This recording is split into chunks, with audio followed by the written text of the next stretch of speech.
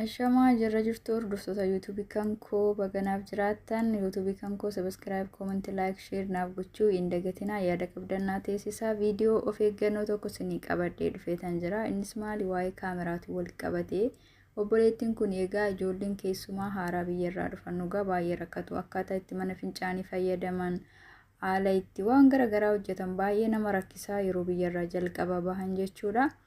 Obboleettiin kun egaa yeroo isheen fincaan kushiinaa keessatti yookiin iddoo hojii hojjetutti iddoo nyaata hojjetutti burcuqqootti fincooftee gara iddoo meeshaan itti dhiqamu irratti naqxu kan mul'atu kan viidiyoon ishii waraabamte mana fincaanii tarii fayyadamu wallaaltee ta'uu danda'a. Magaa hin beekamu dhugaa baay'ee nama gaddisiisa. Garuu isaan ijaa kaameraa kushiinaa keessaa qabaniif waan ishiin gootu sana hundasaa waraabanii miidiyaa irratti sanuu osoo fuulli ishii mul'atu ishee maxxansanii jiranii jechuudha. Sirriitti raasaamaa ture gidduu darbee kana keessa waa'ee mucayyoo kanaa ijoollee baay'een viidiyoo irratti hojjechaa jiranii akka of eeggannoo ta'uuf akka namoota biraatii barumsa ta'uuf jechuudha.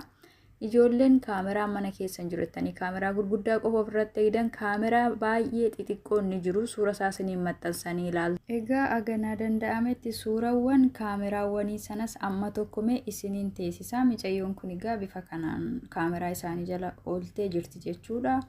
Bifa ashaangulliitiin, bifa sa'aatiin, bifa teessoo ababaatiin, bifa rimootiitiin, bifa qalamaatiin wanta hedduudhaan jechuudha kan mana keessa bitamee dhufu kaameraa yeroo ammaa kana gurgudduma sana qofa ofirratti guusoo hin taane asitti mucayyoon kun akkuma argitan fincooftee achirratti naqaa jirti jechuudha.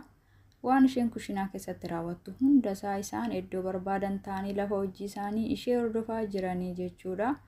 Kanaaf adaraa keessan ijoollee haaraa dhuftanii firree sheer godhaa irraa wal barsiisaa of eeggadhaa osoo wanti tokko isinirra hin gahin irraa baradhaa jechuudha. Fi akkamitti akka kaameraan mana keessa jiru baruudhaaf immoo viidiyoon kana hojjedhanii jira. Isarraa aappii sana laalatii buufadhaatii isaan mana keessan sakattaa yoo sodaatta yoo shakkii qabaattan isiniin jechuun barbaada. Of eeggannoo taasisuu waan baduuf hin qabu. Iddoo jirtanitti of eeggannoo taasisaa. Gosoota kaameraa xixiqqoorree amanaa danda'ametti asirratti isiniifan teessisa akka ilaaltaniif jechuudha. Akka irraa of eegdanii fi keessumaa ijoollee haaraa biyyarraa dhufa warras turtan irree ni beektu hedduun keessa rakkoo hin qabu. Warra gana biyyarraa dhufa warra haaraa ta'anii fi wanta beektan irraa itti himaa ijoollee beektanitti jechuudha. Intalli kun amma tarii akkamitti akka mana fincaanii fayyadamtu wallaaltee ta'uu danda'a. Wanti ishiin hin goone hin jiru jechuudha. Waan biraarree achuma kushiinaa keessatti waraqata irratti fayyadamti intalli kun akkuma argitan kana. Egaa wallaalli waan naman goote waan naman goone hin qabdu dhugaa baay'ee nama gaddisiisa. Waa hunda kushiinaa keessatti kan fayyadamtu mucattii waa ofirraa wanni beektu hin jiru jechuudha. Garuu isaan kaameraa teessisanii jiranii bifa kanaan miidiyaatti ishii baasanii jechuudha.